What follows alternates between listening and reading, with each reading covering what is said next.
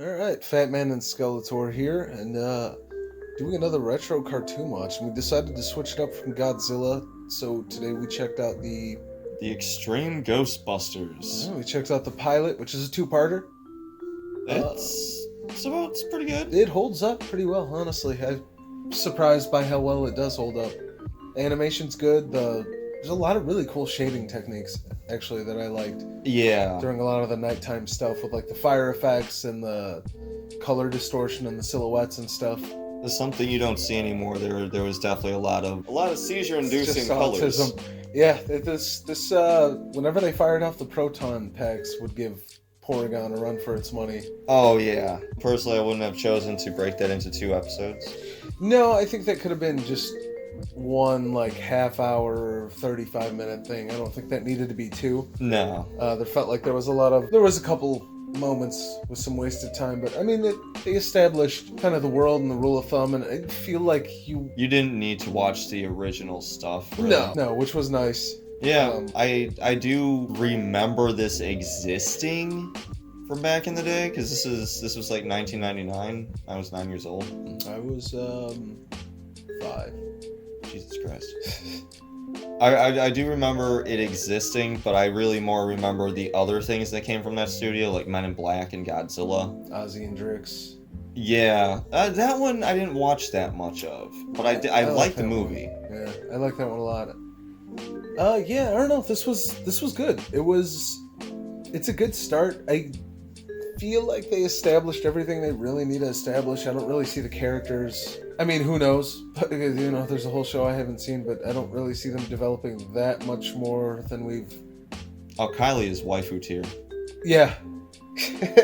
That is Goth Babe waifu tier, and I am incredibly surprised I never see her in some kind of weird thread on certain image boards and Mongolian fishmongering sites. Maybe we'll start that revolution by reminding everybody now. Yeah. But the guy, I forget his name, the guy in the wheelchair is like, yeah, kick butt. Eduardo's like the too cool for school.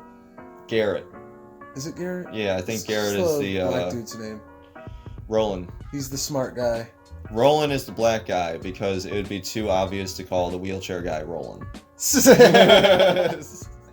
Also, there's some terminology. The amount of spooks in this joint, let me tell ya. The amount of times they say take that you spook and then pan right over to Roland was a little awkward. Spook Central. Yes, but of course we're talking about ghosts as in spooks. It doesn't feel intentional, but it feels intentional at some points. Maybe this is my headcanon, but I think the creators were like, you know what, we have to do a diversity squad thing, so fuck it, we're gonna throw in as many little tongue-in-cheek things as we can. It's funny is like one of the first jokes here too is Eduardo making fun of Garrett for being crippled, and then yeah, well, at least I have a foot. Yeah, right. Ghosts. Any moron with half a brain cell knows they don't exist. I mean, you gotta be a real slick, bro. Open mouth, insert foot. Yeah, well, at least I have a foot. One that works to insert. Garrett later, through some thinly veiled metaphor, essentially calls Eduardo a faggot, a fairy, Hoofta? a fruit, a fop, a queer. No. An effeminate ladyboy. Yeah, he takes a dig at his sexuality by calling him a quote-unquote daisy. You might want to take in the flower show at the convention center. I hear they got a special exhibit on daisies.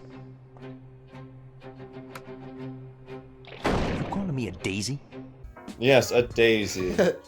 So, set up the story real quick, story synopsis. So these 4 kids wind up being in the same college class taught by Egon Spengler, former Ghostbuster. And Janine just happens to be there. Janine is also, she's literally just there. She does not really do anything or contribute to anything. Will some city workers dig up a tunnel that winds up releasing this ghost demon Akira lady. and they basically spend the 2 parts tracking her down. She takes control of Kylie's body for a while. She's creating some really awkward imagery at some point.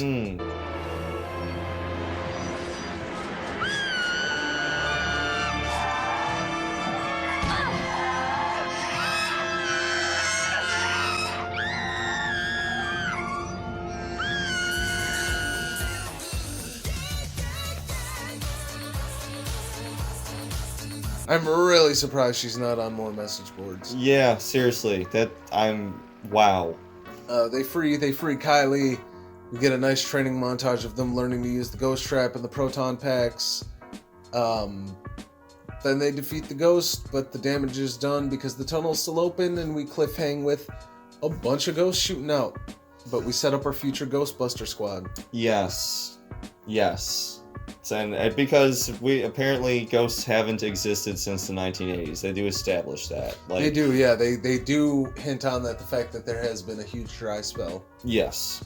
But now they're back. They're back. There's a lot of questionable imagery. Slimer's here too, by the way. Oh yeah, right. He usually just kind of splooges on stuff and then leaves. Yeah, of course. We gotta have the mascot. Yeah, no, there's a lot of just a couple of frame long goop splotches here and there and reactions and a couple of lines dropped. There's some just out of context. There's out of context gold here. Oh my god. Yeah, I might do a compilation for this video. Because I'm really happy to see you. I'm breaking the first rule of ghost busting. Never go solo. Feel my disease. Let's roll. All right, Ghost Lady. Get ready to suck proton juice. Feel my disease. Did you feel it too? Kiss me, Eduardo. I want you to. Back off, Eduardo. Why? She's legal. Because the new Ghostbusters movie is coming out, all of these are available to watch on the Ghostbusters official YouTube channel. That's where I got them, and that's why I've decided to review them. We've been Fatman and Skeletor. Thanks for watching, and let us know if you want to see more of this. Check out Ghostbusters. Yeah. I was going to watch this anyway. This was a fever dream of a show for me. Plus, I just like Ghostbusters. Yeah, who doesn't? I don't know about you, but bustin' makes me feel good. And cue the out of context compilation.